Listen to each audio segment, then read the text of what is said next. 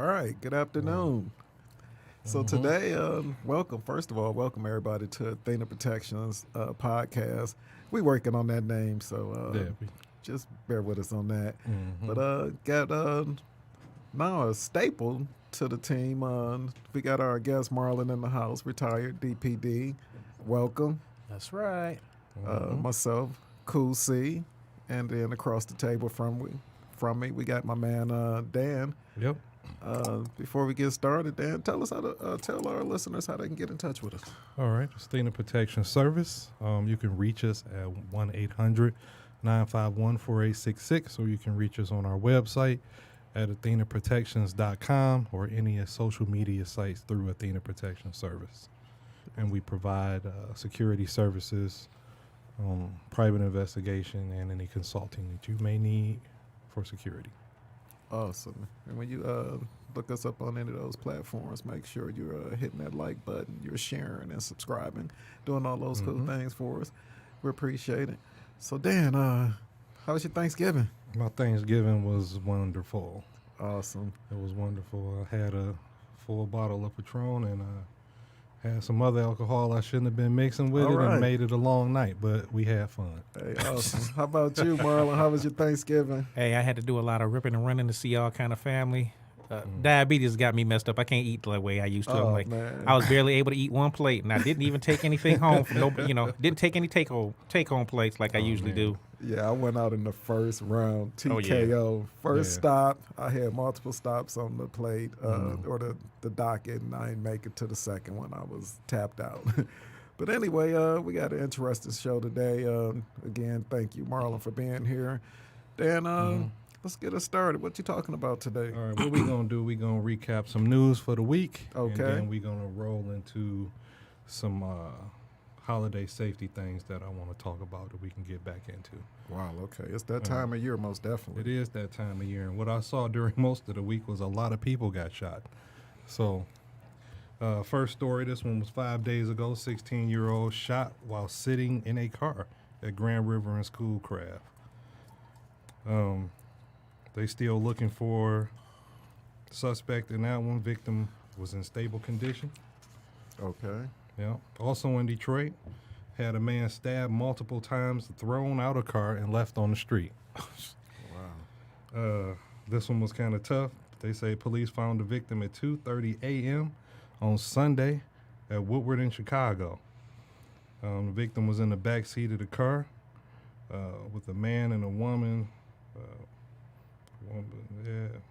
Stabbed him up, threw him out the car. They don't have any information right now on the two suspects to give out. Interesting. Another shooting on the west side of Detroit, and this one was at Stoddard and Van Dyke. 16-year-old sitting in the front seat was hit, as well as a 17-year-old sitting in the back seat. Another shooting that took place. It seemed like they wasn't even involved in these shootings. They just getting straight shots at the right time. Well, like I said, bullets don't have no name on them. Right. Yeah, this one was one dead, two seriously hurt, and a triple shooting on the west side. One person was killed, two others seriously hurt this Saturday morning last week on Detroit's west side. Shooting happened at 11:30 a.m. Manor Street near Finkel and Myers. One victim is critical, other one was temp serious. Multiple bullet wounds or bullet holes found in the car. Clinton Township, there was a man found guilty of murdering his sister and her boyfriend with a hammer. Left their bodies in trash bags. Wow, with a hammer? Yes. He attempted to say that he wasn't fit because of his bipolar disorder to stand trial, but they found him fit. And he ended up being found guilty on that one. So he was able to go through trial. Yes, they are holding him accountable for his actions. A 26-year-old man out of Clinton Township there. Okay. Yeah, and he's scheduled to be sentenced December 17th. We got a Michigan assistant attorney general resigning after having a relationship with one of the rape victims. Oh, wow. Yeah. The victim. Yes. Was this before or after the rape? I'm gonna say afterwards. Was he the? They didn't know. Was he the prosecutor? Yes. That was handling the case. Yeah, they dropped some of the cases. Oh wow, that's interesting. Well, he was dumb. I mean, there's no crime against that, but I'm like, you should have waited till you was done with it before you That decided to. Hey, it seemed like a good idea at the time. Unfortunately, Yeah. we got to do better. Mm-hmm. There was a grandmother. This one was 4 days ago. I'm laughing at the situation. Yeah. No, we're not laughing. No. Oh no. Grandmother and grandson got shot on Detroit West Side. Oh yeah, I read that. Schoolcraft in Greenfield. Okay. Guy come in the house and shoot both of them, and that sounded like a message to either the family or somebody else that they knew. Wow. You know, that somebody would just come into your house and shoot both of them. Grandmother serious condition. The other one, the guy I think was in critical condition on that one. They haven't been able to provide any information on the suspect yet. Okay. But that's a tough one. This happened in Chicago, but I thought it was worthy of talking about. A video show a woman getting raped in the back of a club while security guards stood by and watched. Are you kidding me? She's suing the club right now, and I'm certain the security guard company will catch some of the heat for that one. So she getting raped in the back of the club. In the back alley of the club. And they're saying the security officer saw this and did nothing to prevent it. They did nothing. They on video. Oh yeah. But you know, Yeah. I'm figuring they're gonna say they didn't know she was being raped because she came out with somebody, and she was sick, and I guess they were figuring the person was helping her.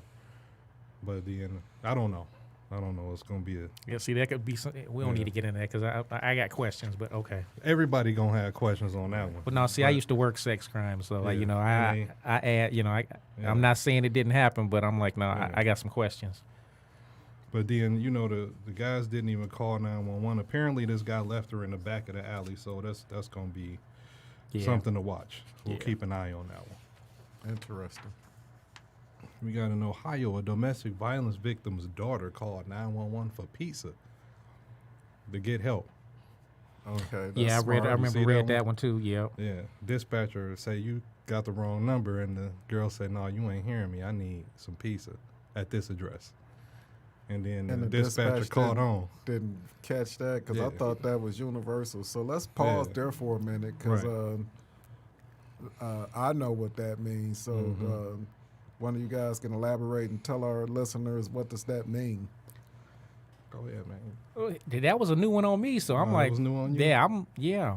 I mean, there's some kind of catchphrases that dispatcher should have known, but yeah, that's a new one on me. Yeah. It might have took me a couple of minutes to catch it, you know, but I mean, the dispatcher caught on. right, Asked a girl if she needed pepperoni or medical assistance. The girl said, "No, we just need help at this address." Gave the address and told the police to come with no lights, no sirens, and they came silently and picked my man up. Okay, so from my research, to elaborate on that, just so you guys will know, and our listeners out there, for anyone that's in one of those situations, be it a hostage situation or domestic violence, you're out there, you're trying to call and you don't want to alert the assailant. You call like you're ordering a pizza, and most of the municipalities is supposed to know that when you call 911 and you say that you want to order a large pizza, that exactly that is happening. You're in some type of distress and you need help. So for those of you out there that don't know, most of your 911 operators should know that, and at that point you'll continue on ordering that pizza. Now, I'm not saying you need to add crazy bread and all of that. You just need to order a large pizza, pepperonis, give them your address, and they should be sending authorities again without the sirens and the lights. So that's great. That's great. Good information there. Yeah. So there was an 18-year-old killed a couple days ago, arguing with a man at a gas station. Say the guy pulled a pistol, fired shots. Oh. And he ended up dying from his wounds. Another woman shot behind the wheel on the west side. And What is the world coming to? Another shooting. A guy shot at his kid's mother 14 times. Got into a shootout with police in Clinton Township at his apartment. He's locked up. And a suspect tried to rob the T-Mobile, and they just happened to have security there on the scene. And the security guard shot the guy 2 times. He went to the hospital, and they have that suspected robber in custody. That was here in the Metro Detroit area? Yes, it was. Oh, wow. They said, I think the West Outer Drive was where the strip mall was located at. The guy came in, announced it was a robbery. Security guard gave him 2, and he ran out. Ended up at the hospital. Police caught up with him. Funny story, and I won't elaborate, but I actually used to work at T-Mobile, probably at that same location. Yeah, it's been some trying times in there over the years.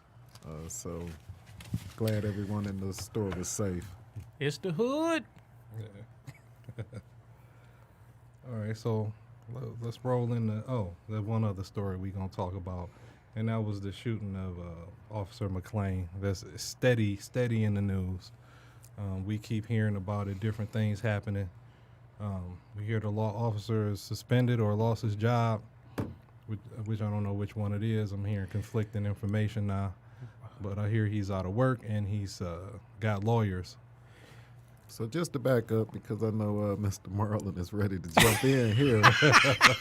I'm retired and still in the loop. That is crazy. I'm going to give you a chance there. Right. But just to back up, we talked about this officer that unfortunately was killed in the line of duty a little over a week ago.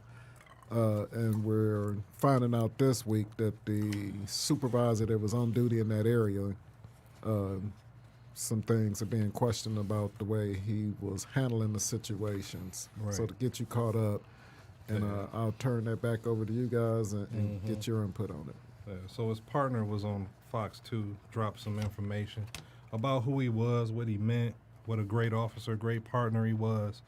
And then there's more information about other people that this suspect killed that week, that the family's trying to raise some money for this person's funeral. So this guy murdered more than this. Yeah. This It's police alleged officer. right now. Alleged. It's alleged. You know, he's wanted in connection with a couple of other situations that happened that week and something else prior. we'll look into that and make sure that family is straight and taken care of. If not, we'll see if we can get something to them. Okay. Yeah. Yeah, but with Sgt Kidd's situation, yeah, he did retain a lawyer. The department in there, Sgt Kidd, this is the that's the supervisor that was supposed to show up at the scene that didn't. Okay. The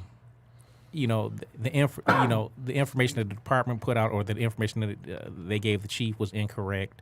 They were making mention of a prior incident where he was fired for cowardice. Number one, he wasn't fired. The union did their job, because that was also, they made it seem like, oh, well, the union did. No, they did what they were supposed to do. That's what they get paid for, So I took that as them trying to put a jab at union busting. But the officer that was involved in that situation, she was not getting beat up. She was actually beating up a female suspect that they brought in, and that's the other thing. The chief said it was a male. No, it was not. At that time, Officer Kidd and his partner, I'm not giving any names, but that was Dan McKinley's former partner. Damn, man. But at any rate, they had... Just making sure your pension's secure, first of all, right?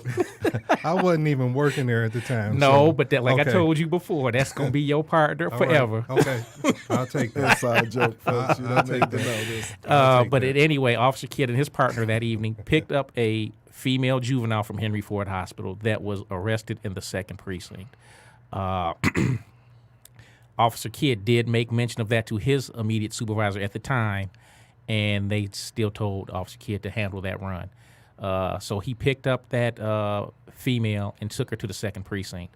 That was before we had the Detroit Detention Center. Okay. So they were taking at juveniles at that. Well, I believe they still are. I'm not sure. You either have to go to the 2nd or 9th Precinct to process juveniles. So they went to the 2nd Precinct. The detention officer that was in the back antagonized that little girl, and the two of them got to fighting. At no time did the juvenile beat up the officer. It was the officer whooping on that kid. Officer Kidd at the time was just standing there watching. He had his handcuffs out. And just from when I observed the video, because they showed me the video because I was his union rep at the time, he had a look of confusion on his face as far as what to do.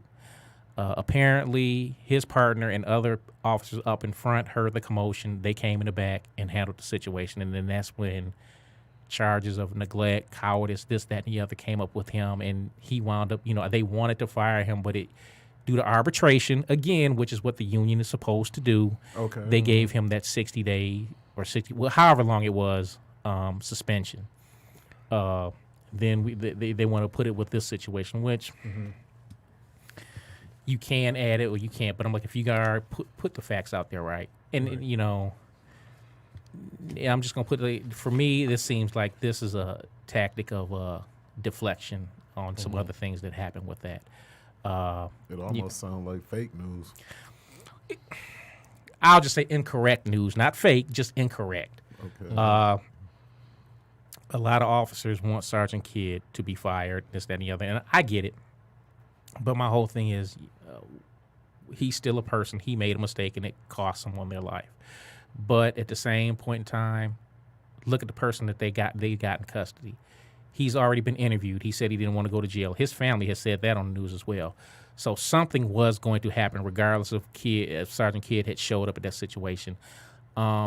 The other instance that he's wanted for, like I said, I made mention of this maybe the last time I was here. All that would have happened was this would have happened sooner rather than later. The man has already said he has no intentions on going back to jail. So he would have shot and injured or killed another officer.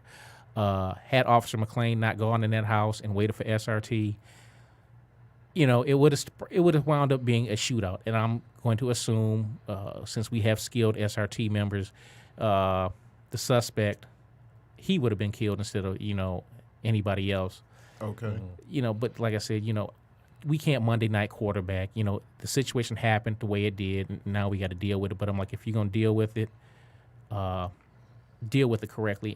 I'm a firm believer, like I said, as far as I'm telling Officer Kidd's business, that should have been held in-house. The chief, none of that should have came out. I understand there's transparency, but I mean, my God. Like it's not only... Not everything needs to be put out there for the media, because my whole thing is Sgt Kidd has family. They're not responsible for his actions. And also, this is the thing. Myself and other people have tried to reach out to him. He has not answered the phone. I'm like, what if this man does something to himself?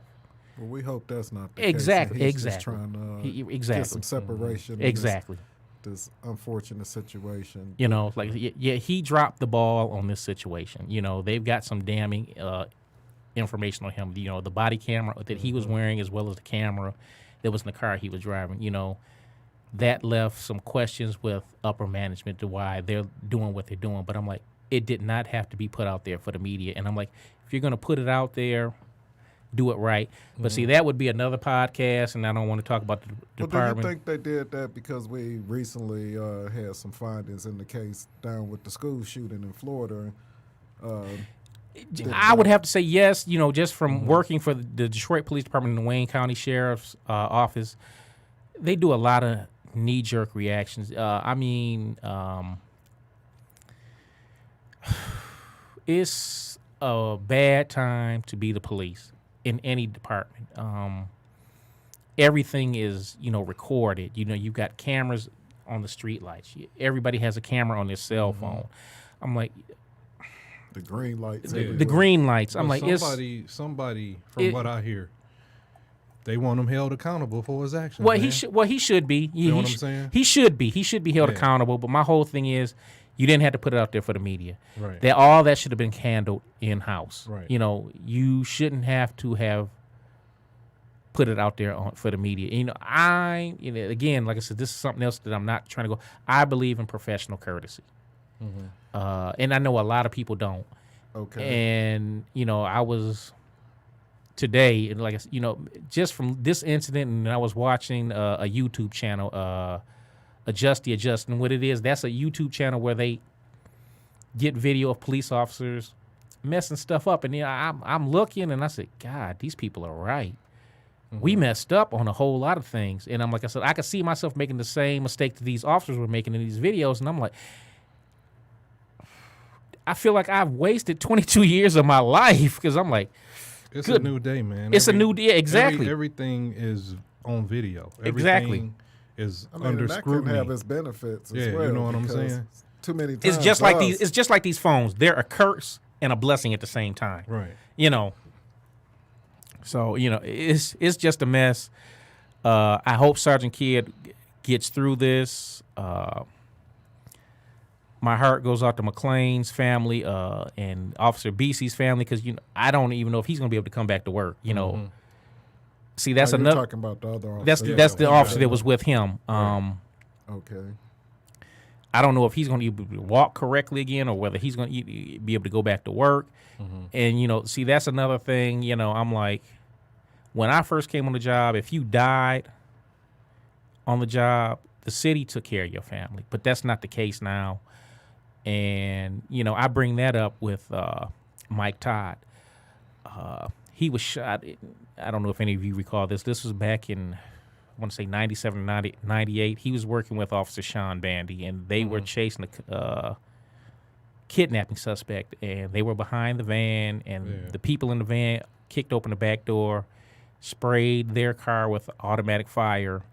Officer Bandy was killed immediately, and Officer Todd was blinded in one eye and rendered a cripple, more or less. I mean, and it, you know, they put him on the news when the city filed bankruptcy and cut off benefits and this, that, and the other. House was dilapidated. You know, the city's not taking care of his bills. And I'm like, okay, you know what? He's in this position because of what he did for the city, and y'all not taking care of him. His job, protecting. He was doing his job, protecting and serving, and y'all not taking care of him. I said that's unexcusable and unacceptable. But the city still hasn't said anything about that. Mayor Duggan has talked about Officer Plain. Oh, he was a hero, this, that, and the third. I'm like, but guess what? You know, his wife has benefits, and things will be taken care of for 6 months, and then they're not going to do anything. Right. Same with Officer McClain. He's being mentioned in the news right now. The minute all that stuff with his funeral and whatnot is done, they're going to forget him. All he is going to be a picture on the wall down at headquarters. No one is going to, you know, because that was the other thing I saw. I saw this on YouTube. They made mention of how many officers had died recently, and it's been about 8. No one's made mention of any of them since their incidents has happened. And Officer McClain is going to be he's going to be another number like that. And I'm like, we got to do better. Absolutely. You know, we had the city has to demand better of its leaders, and that it goes for the mayor, the city council. Y'all need to take care of these people. You need to take care of their families, because they wouldn't. None of these men or women would be put in these situations had they not been working for the Detroit Police Department. You know, great point. This is the same thing with veterans. You know, because if you notice, you watch a lot of movies, it's veterans that complain about the government. They done seen the bullshit that the government does for them. Same with police officers. I'm a retired cop, so I'm complaining about what the city does and doesn't do. You know, I've asked many active members to come on this podcast to speak, but they are scared. We'll get them here most definitely. No, they're we'll keep working at it. We'll work on it. And you, we gonna get them in here. We'll work on it, but like I said, they're scared because you know, the department is going to jump on them for speaking the truth, the backlash. And I guess at some point, another retiree's coming, a former classmate of mine, John Bennett. He's going to be on the show eventually, and maybe he can address this as well. He created the website Fire Jerry O, and back then that's when Mayor Kilpatrick was in charge, and he had a police chief, Jerry Oliver, here. That I have to say, that was the lowest point. No, it was one of the low points for the Detroit Police Department. And John put all of his business out there. That man was a wife beater. Well, he just did a lot of stupid stuff. Okay. And, you know, it should have been brought out. And because John was putting the truth out, they were messing with him. He had a nice desk job. Well, we're going to take that from you. But I'm like, all he was doing was telling the truth because y'all were doing something wrong, trying to hide stuff. And I'm like, and I'll tell this to every active officer, regardless of where you work, you have a Fourth Amendment right to speak the truth. And if your department messes with you, guess what? Get a lawyer. First Amendment. First Amendment. I'm sorry. First Amendment. Get a lawyer. Fourth is search and seizure. Well, I was today I was watching. I was watching host. But get a lawyer. In the end, you gonna win, and whatever municipality you gonna work is gonna have to pay you. Right. So just do it. So before we move on, because most definitely some it's always good to get your insight, Marlon. But for anyone just joining us, Dan, let's take a quick moment and tell our listeners out there how you can get in touch with us. All right, you can get in touch with us on our 1-800 number at 1-800-951-4866. That's 800-951-4866. You can reach us on our website at athenaprotections.com or any social media at Athena Protection Service. And make sure you're hitting that like button, you're hitting that subscribe button, and also hitting that share button. Mm-hmm. So, again, before we move on, or as we move on, I should say these last minutes of the podcast today, you guys bring up some great points. Just to kind of recap, we talked a little bit about the unfortunate situation with the officer being killed in the line of duty in Detroit just a little over a week ago, and now the backlash that's come out and some information that, as we're hearing here from two people who have pretty good sources, either within or with former DPD, and find out some of the news that's being put out there, unfortunately, is not correct. I joked a little bit earlier about being fake news, and as I was corrected, we're not necessarily talking about fake news, but just not so much all of the facts being correct. So we'll call it that kind of news. Right. But let's go ahead and finish up here. And what else did you guys want to talk about today? I just want to cover a little bit. We're going to cover some holiday safety things, but one of the first things I want to talk about was sex trafficking. I didn't know this until this week. Michigan is number 2 in U.S. human trafficking in the United States, followed by Nevada. I didn't know that either. So there's a lot of people being kidnapped and not being found in Michigan, and we have a missing persons problem in Michigan that I don't think get enough attention. Well, if you go on YouTube, it's a lot of people, but it's a lot of black women across the country that are being reported missing, and nothing's being done about that. Right. So that's something that we want to bring some light to. This year, the FBI stated that 30 to 40 children were trafficked at the International Auto Show downtown. In August of this year, the FBI recovered 11 trafficking victims, 9 children and 2 adults. So these are kids. What were some of the age ranges? You had that information? A lot of times it's between 7 and 13. Wow. A lot of times it's little kids. The younger the better. They're snatching kids away from people at all kinds of places. So I was doing research online. They taking kids from Walmart. They taking kids from grocery stores. Taking kids from just Meijer parking lots.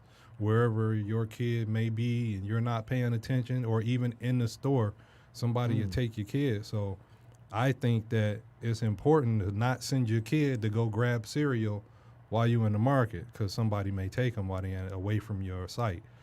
So and we always kind of like resort back to, I know my grandparents talked about it, how they walked up the hill barefooted to school, 5 miles one way, and all of this. Well, it's not those times anymore.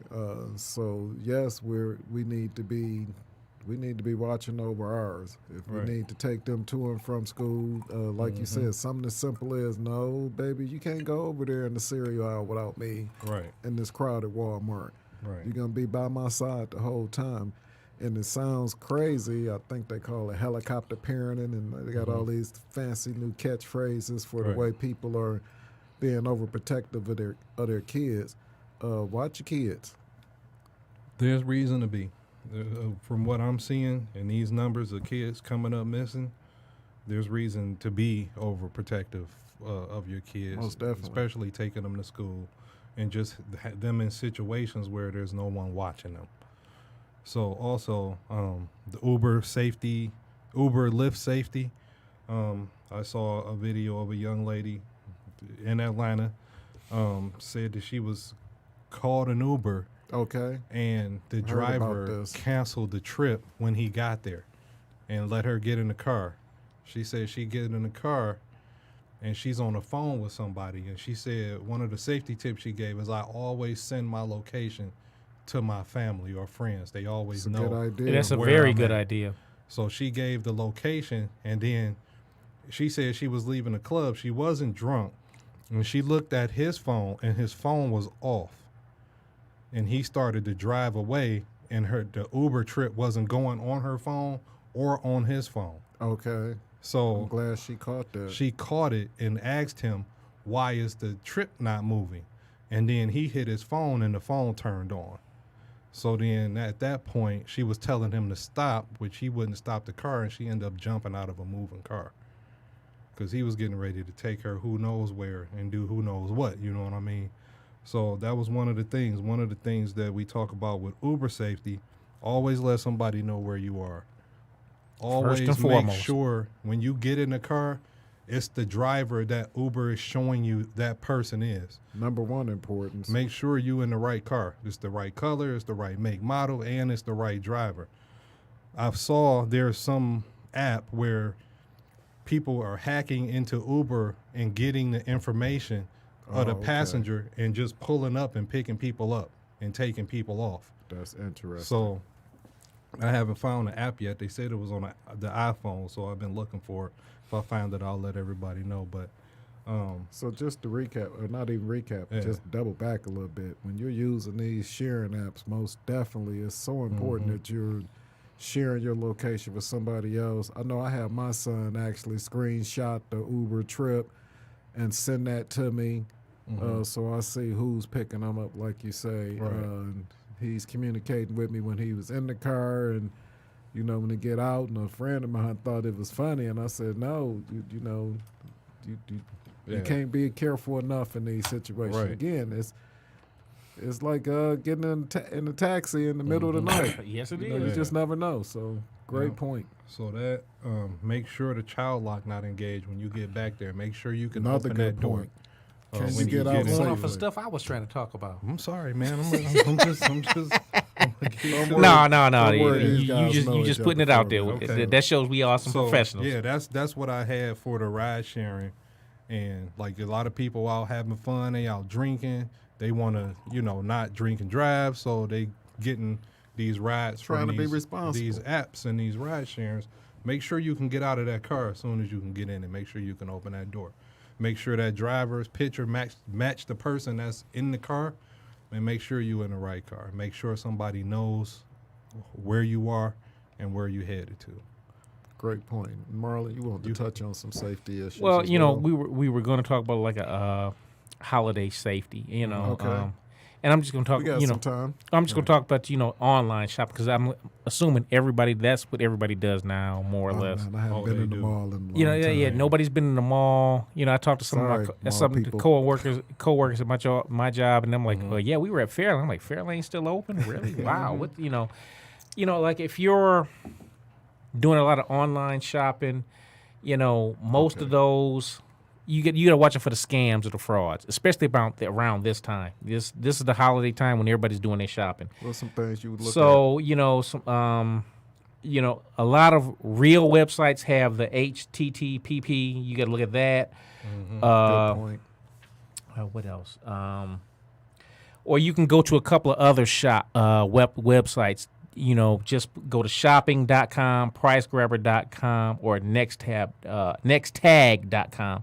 Okay. They have reviews and ratings for certain retailers. So, check those out. Fake websites are prevalent. You got to do your research. If the price is too good to be true, it probably is, and you need to do some research because that's how all that identity So theft you can't comes get up. no, Flint Jordans. Right. You 13s. can't get those for $99. or like I said, you can't get no Nikes for $30. They don't make Nike in China. So that's a scam. You got to be careful of who you give your information out to. Good point. So you got to be careful of that.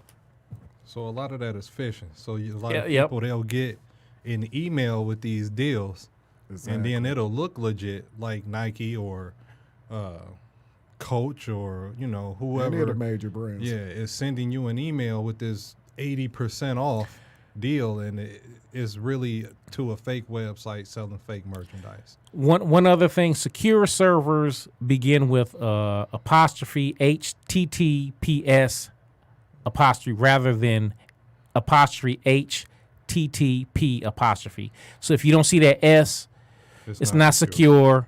Okay. And you opening yourself up to all kind of problems. So you might want to look out for that. We just talked about how everybody wants to shop online. Yes. Yep. That, and, as far as ATM machines, you got to be careful with that. If it's late at night, don't use it. If you're in the mall when they have the machines right there, make sure nobody's behind you. Or if somebody's behind you, ask them to step away so that you can put your information in. 'Cause you're just opening yourself up for all kinds of trouble. We joke about it, but that buffer zone, that personal space, we always kind of joke about our zone is a lot bigger than some other nationalities out there. And we say it for the holidays, you need to have your black folks buffer zone up. You need to be about 5 by 5 away from me when I'm handling anything personal. Exactly. I don't want you over my shoulder trying to look at my text message, who I'm dialing. Right. Most definitely don't want you standing that close behind me while I'm conducting business or any type of, the pharmacy, ATM, like you said, any of those things. Hey, give me a little bit of space, and don't feel bad about telling somebody to get off my back. Or sometimes be ignorant, because I've done this, and Carl and Dan gonna laugh at me. I done pulled my pistols, like, get the fuck away from me. Or I done pulled a knife, like, if you don't get the fuck away from you, say, hey, it's all about you got to protect yourself and your money. So, hey, do what you got to do to keep yourself together. Okay, so again, I'm not gonna recommend anybody pull a pistol out. Marlon, tell somebody to step back. I'm my own. They too close. I'm my own kind of person. Marlon is joking with y'all. He has never pulled this pistol at the Dairy Queen because the little girl was too close waiting on her popsicle. Don't right. let me. So some guy grabbed my daughter's ass at Fairly. Yes, I did. Yes, I did. That's different. Yes, I did. That's different. Yes, I did. I pulled the pistol on that guy. Yes, I did. That's different. So you online shoppers that get, first of all, December I read is a 20% increase in robbery and personal larceny. That's right. Wow. So 1 in 3 Americans experience package theft for all you online shoppers that have packages come to your house while you at work. You might want to see if you can have those packages delivered to work. And if you can't, you want to talk to your neighbors, see if you trust and know your neighbors, or have it delivered to a family member's house. Or have it delivered to the post office so that you can go and pick it up. Those are just some options that you can use so you don't have people stealing stuff off your porch. Great point. We see more and more of it. I have one of those doorbell apps that not only will alert me when someone's on my porch, but it also has a feature where people in my community, within about a 3 to 4 mile radius, maybe even a little smaller, things that are going on in your neighborhood specifically. Right. So, again, this time of year, and not even just this time of year, I think these are great safety points all time of year when it comes to shopping online. It comes to being aware of your surroundings. We talk about how to secure your packages at your home, thinking outside of the circle. If you know you work, have that package delivered to your house. Or if you got a retired neighbor, let them know that you're expecting the package. And communicating. We can't communicate enough, and that's our goal here at Athena Protection Services. Is we talk about these news things not to make the city look bad. Right. Our goal is not to slam the police department. We appreciate everything that they do, but we just want to make people be more aware of their surroundings, be safe. The city of Detroit, I'm downtown a lot. I love where the city is going in that aspect, but I'm also in the hood too, so we don't want to forget about those areas. And I love the city of Detroit. I love the direction that it's going in, and we'll talk about it on other podcasts. But be smart and Don't give up on your city. Don't not go downtown because all of the police are down there. No, that's all the more reason to go and enjoy your city. Spend your money, spend your dollars in that city. All the police downtown is majority the rookies. They don't know what they're doing. So. Again, all the confidence of going downtown. Well, okay, I'm gonna put this. This is another podcast, but like I said, the Detroit police. When I came on, there was 5,000 to 6,000 officers. Mm-hmm. You had different units, this, that, and the third. Right now, half the department has less than 5 years experience. They and I'm like, you got right now, 1,800 officers. Okay. And out of that number, half the department has less than 5 years. Mm-hmm. So they don't know what they're doing. So they got an idea. They got a. You just old and hating on the young officers. I'm not hating. I'm talking to I'm still talking to senior officers that are telling me this. They don't know what they're doing. I'll say this. Then they need to teach them, man. Okay, but I got to be the devil's advocate here. If you got all this seniority and you can't have younger officers and tell them they don't know what they're doing. Right. So you got all the experience. That goes back to what I was saying earlier. Nobody fails the FTO program. Nobody fails the hiring process. And then the people that are working at the academy, they trying to keep their job. We're told to put exactly. So they're pushing out so many people because they have to. They don't want to go back out there and deal with. Can I say it on this website? They don't want to go back out there and deal with them niggas and that bullshit. So they're going to do what they got to do to keep that job. They're going to push them people through. Craig doesn't know what he... I got to interrupt you guys here because it's getting heated, and I love it. I love it. That's why we get you on the show. You got to be willing to do your job. And half these senior officers ain't willing to do their job, or they scared. That's what I'm talking about. And they scared because of the repercussions if they want to. Yeah, you can't be scared of the street. So we got 30 seconds left here. I love to hear you guys go back and forth about this. I love the passion, but unfortunately, we at the end of another great podcast. I want to thank you, Merlin, for being here. Tune in next week for the full story. Dan, if you can let our listeners one last time before you go, let them know how they can reach us. They can reach us on any social media platform at Athena Protection Service. You can reach us on our website at athenaprotections.com. Or you can reach us on our 1-800 number at 800-951-4866. You can also reach us on YouTube, which is where we're going to start putting all the videos, which they're already uploaded. Athena Protection Service, go to YouTube, hit that subscribe button, and like and share. All right, thank you. Hey, thanks again, everybody. Great show. Subscribe, people, subscribe. I done told enough of y'all. Subscribe. This ain't over.